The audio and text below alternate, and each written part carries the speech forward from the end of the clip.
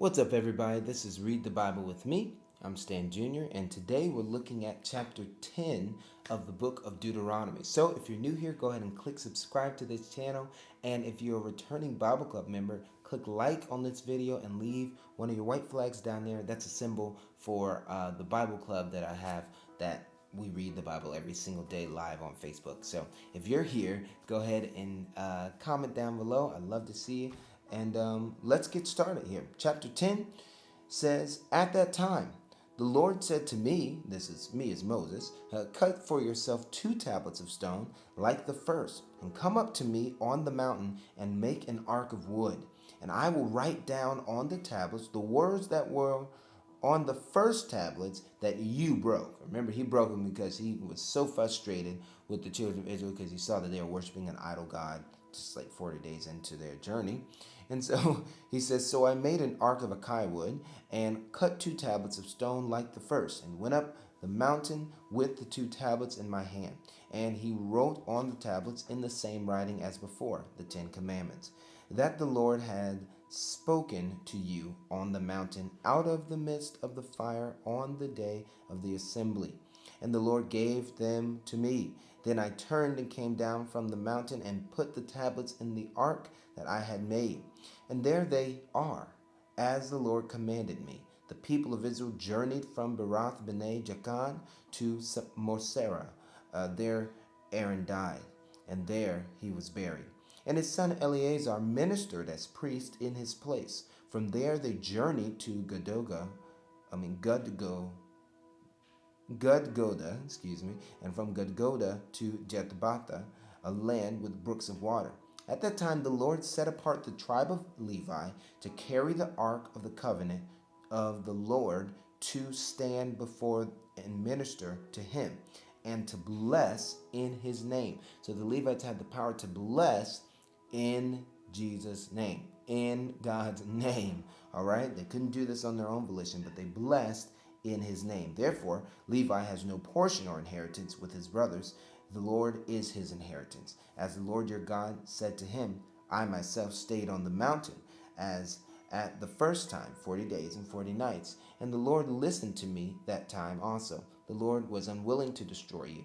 And the Lord said to me, Arise, go on your journey at the head of the people, so that they may go in and possess the land which I swore to their fathers to give them.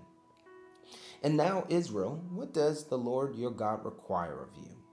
But to fear the Lord your God, to walk in all his ways, to love him, to serve the Lord your God with all of your heart and with all of your soul, and to keep the commandments and statutes of the Lord, which I am commanding you today for your good. And so when I was growing up, I always read, love God, love the Lord to God with your heart, soul, and mind, with your strength. All throughout the Bible, God is commanding, not suggesting people to love him, but commanding people to love him. And I was always like, what's that about, God? Why do you have to command people to love you? Well, the greatest thing in the world is God. It's not money. It's not family. It's not your wife. It's not your children. It's not drugs. It's not sex. It's not women. It's not men. It's not any of these other things. It's God. And so God is commanding you to love him because he's the greatest thing in the world to love. And so if there was something else greater than him, he would be commanding you to love that. But there isn't. He is the greatest thing to love. So that's why he commands us, not suggest it to us, because he's a good father. So he wants to command us, make it a commandment, so he doesn't even make an option for you to pick something else. He says, Behold, to the Lord your God belong heaven and the heavens of heavens, the earth will with all that it is in it. So God owns all of this. Yet the Lord set his heart in love on your fathers and chose their offspring after them, you above all peoples, as you are this day. Circumcise therefore the foreskin of your heart, and be no longer stubborn.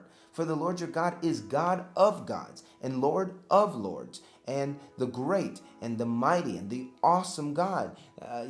When you hear your praise and worship leaders say these things, they're not just pulling them out of the air. This is actually Bible talk. King of kings, Lord of lords, God of gods. And what this is saying, it's a way for the writer, for Moses, to say that God is over all of these things. anything that people worship that they believe is a god, God is over that. Remember, during this time, people worshiping the sun, people worshiping the moon, people worshiping the ocean, and God is God of those things. You understand? And so he says he executes. He says, who is not partial and takes no bribe. He doesn't need a bribe. You can't bribe God. He owns everything.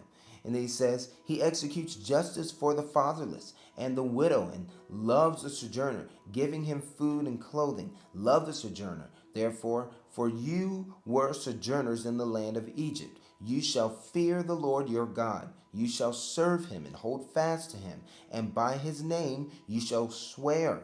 He is your praise. He is our God. He is your God who has done for you these great and terrifying things that your eyes have seen.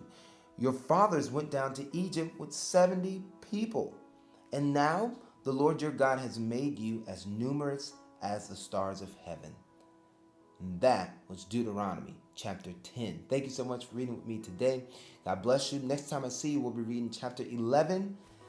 If you'd like to support the ministry, click the link in the description below. Give $10 to make this ministry influential and impactful in the lives of other people. God bless you.